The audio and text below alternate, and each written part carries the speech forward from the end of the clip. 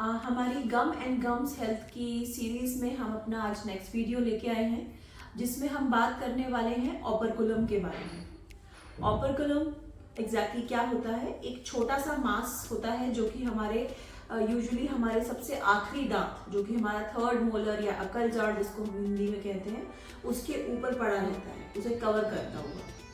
इससे क्या होता है कि इस मांस और हमारे दांत के बीच में खाना फंसता है, जिसकी वजह से ये मांस सूज जाता है और ये बहुत दर्द करता है। इसकी वजह से हमारा मुंह खुलना भी कम हो जाता है, मुंह में से बदबू आती है। और अगर हम देखें तो लंबे समय तक ऐसा होने पर हमारी अकल जाड़ में कीड़ा लग जाता है, फिर दांत में भी दर्द होना चालू हो जाता है। तो ये छोटा सा मांस अपने साथ साथ बहुत सारी परेशानियां लेकर आता है।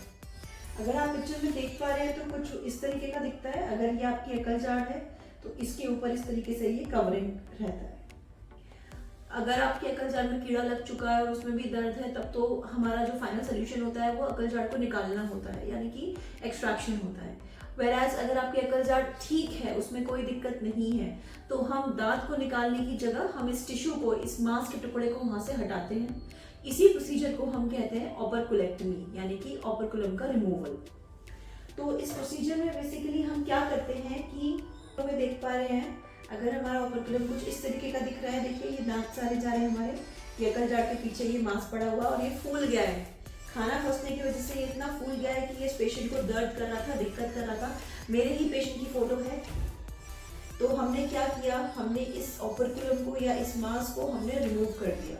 देखिए इतना टिश्यू हमने रिमूव कर दिया। इसके रिमूवल के बाद ये कुछ इस प्रकार का दिखता है। आप देख सकते हैं अब इस पिक्चर में ये दांत कंप्लीटली विजिबल हो गया है। पहले ये दिख नहीं रहा था मुंह के अंदर, अब हमने जब ये निकाल दिया है तो ये कंप्लीटली दिख रहा है। यहाँ खाना फंसने का कोई स्कोप नहीं है, इसीलिए कीड़ा लगने का स्कोप नहीं है और इसीलिए कोई दिक्कत नहीं है।